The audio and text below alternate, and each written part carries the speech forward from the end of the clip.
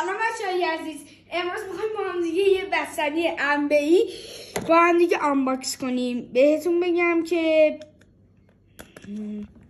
خیلی سخته باز کردنش. بچه این یه انبه دومینوه.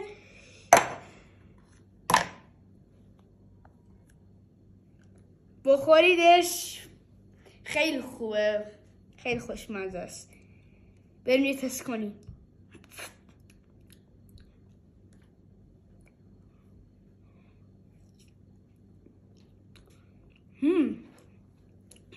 خیلی مشتیه بچه ها، دوستتون دارم. از بستنی خیلی خیلی خوشمزه است.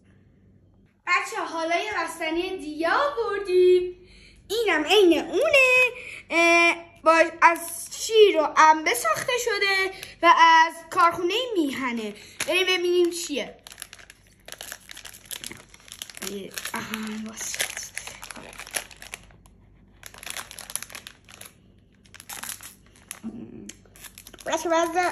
شاید یه چیز شاید این شکلیشه. وای خیلی شده.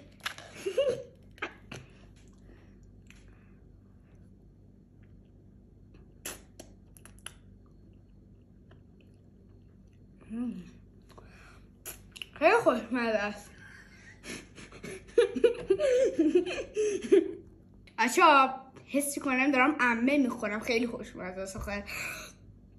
و بهتون بگم که شل میشه.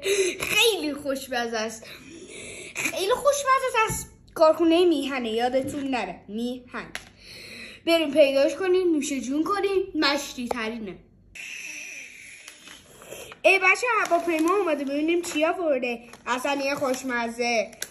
اوه مرسی. حالا برو بچه ها. این یه بستنی اسموتی شاتوته از برند دومینو هست. بریم ببینیم چیه. ای چرا بسته. خیلی هیجان زدم. بریم ببینیم چیه. این مزه این یه مزه که عجیب غریب ترین مزه است، ولی مشیه.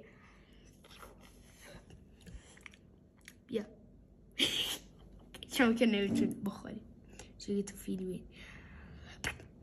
بچه این مزه ترین بستنی تو دنیاست. خوشمزه ترین بستنی تو دنیاست. بچه بریم بخرین، نوش جون کنین. خیلی خوشمزه است. بچه یه طعم ترش و شیرین داره، چون که از طعم شاتوت دیگه. یادتون نره دومینو هست و اسموتی شاتوت دومینو. یادتون نره بخریدش.